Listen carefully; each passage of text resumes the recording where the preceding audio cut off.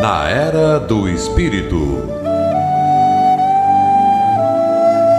Bom dia, ouvintes da Rádio Guarujá, AM 1420. Eu sou Edmar Almeida Bernardes e hoje apresentarei o programa Na Era do Espírito, produzido pelo Centro Espírita Amor e Humildade do Apóstolo. Tema de hoje: a mediunidade na criança e no jovem. Fonte: Centro Espírita Batuíra, de Ribeirão Preto, com texto de Tereza Cristina D'Alessandro. Mediunidade é faculdade humana natural pela qual se estabelecem as relações entre os homens e os espíritos. Pertence ao campo da comunicação. Natural constatá-la na criança e no jovem, pois são espíritos em experiência no mundo material, em processo de desenvolvimento físico, intelectual e moral, através dos quais serão ampliadas as suas potencialidades. Analisando o aflorar da mediunidade em diferentes ciclos de desenvolvimento humano, o professor Herculano Pires, no livro Mediunidade, esclarece que as crianças possuem a mediunidade, por assim dizer, à flor da pele, porém, são resguardadas pela influência benéfica dos espíritos protetores que as religiões chamam de anjo da guarda. Nessa fase infantil, as manifestações, em sua maioria, são mais de caráter anímico. A criança projeta sua alma nas coisas e nos seres que a rodeiam, recebe inspirações de amigos espirituais, às vezes veem e denunciam a presença de espíritos. Quando passam dos 7 ou 8 anos, integram-se melhor ao condicionamento da vida terrena, desligando-se progressivamente das relações espirituais e dando mais importância às relações com os encarnados. Encerra-se o primeiro ciclo mediúnico para abrir o segundo. A questão da idade está subordinada tanto às condições do desenvolvimento físico quanto às de caráter ou amadurecimento moral. Não se deve forçar o aflorar mediúnico das crianças e que, caso haja o aflorar espontâneo, deve-se empregá-la com grande seriedade, sendo necessário dar às crianças, em geral, o ensino moral do Espiritismo, preparando-as para uma vida bem orientada pelo conhecimento doutrinário, sem qualquer excitação prematura das faculdades psíquicas que se desenvolverão no tempo devido. É geralmente na adolescência, a partir dos 12 ou 13 anos, que se inicia o segundo ciclo. No primeiro ciclo, se deve intervir no processo mediúnico com preces e passes para abrandar as excitações naturais da criança, quase sempre carregadas de reminiscências estranhas do passado carnal ou espiritual. Na adolescência, o seu corpo já amadureceu o suficiente para que as manifestações mediúnicas se tornem mais intensas e positivas, necessitando de esclarecimentos e condução adequados sobre a mediunidade. Os exemplos dos familiares influem mais em suas opções do que ensinos e exortações. Começa a tomar conta de si mesmo e afirmar sua personalidade, necessitando ser respeitado, amado e compreendido, a fim de estruturar mais facilmente o caminho que percorrerá com destino à perfeição. O adolescente e o jovem, estes se enquadrando no terceiro ciclo, podem e devem ser estimulados a se descobrirem como espíritos plenos de potencialidades a serem desenvolvidas, vivenciando diversas experiências que lhe possibilitem crescimento espiritual.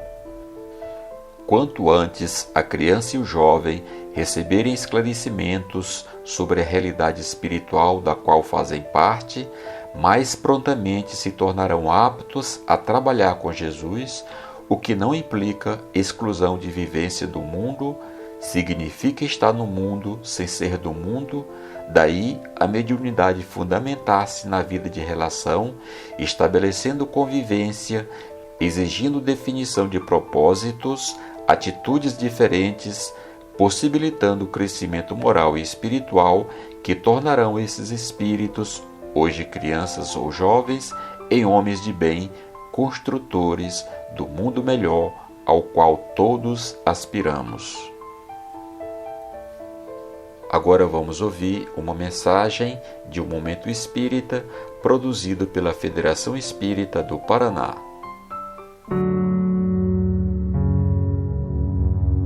Mediunidade nossa de todos os dias.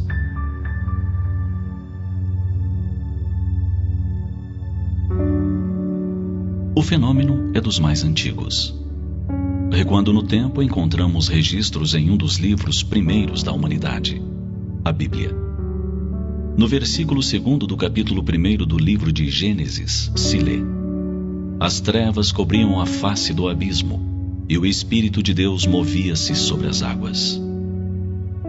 O homem pressentia a presença do Criador, o que quer dizer, o homem registra desde sempre um mundo além da esfera física, o mundo dos seres espirituais. Paulo de Tarso, dando-se conta dessa percepção especial do ser humano, a denominou dom. E a respeito se estendeu em sua epístola aos Coríntios, descrevendo as suas variedades. Enquanto na terra, o homem de Nazaré deu provas múltiplas da inter-relação entre ambos os mundos, físico e o espiritual. Falou aos espíritos atormentados e que se chamavam Legião, na cidade de Gadara, aos que agrediam o jovem que lhe é trazido para ser curado. Senhor dos Espíritos. Assim o denominaram por descobrirem que os espíritos lhe obedeciam. Seria somente no século XIX, no entanto, que este dom seria amplamente estudado e decodificado pelo sábio Allan Kardec. E ele lhe deu nome específico: mediunidade. A capacidade de ser intermediário entre um mundo e outro, entre uma e outra dimensão. Médium ou intermediário. Ainda hoje bastante incompreendida é a mediunidade, contudo, uma faculdade inerente ao ser humano. Dela, quase todos os homens têm resquícios, alguns mais, outros menos. Mas quem já não teve a impressão de ter alguém incorpóreo ao seu lado, velando por si em horas dolorosas? Quem já não se referiu à interferência de seres angélicos em momentos de grande dificuldade? Quem não entregou o filho que parte para terras distantes aos cuidados de um ser que chama anjo de guarda, anjo guardião, protetor, orientador? Quem já não ouviu o sussurrar de vozes imperceptíveis no interior de si mesmo? Dificilmente se encontrará alguém que disso tudo não tenha um mínimo registro, se não por si mesmo, por alguém de sua família. Isso tudo nos diz que o mundo espiritual se faz presente de forma constante no mundo físico. Pode-se dizer que há uma interpenetração de um e outro. Movemo-nos na esfera física.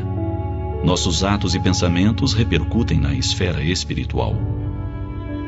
Ninguém segue só. Como dizia o apóstolo Paulo, estamos rodeados por uma nuvem de testemunhas.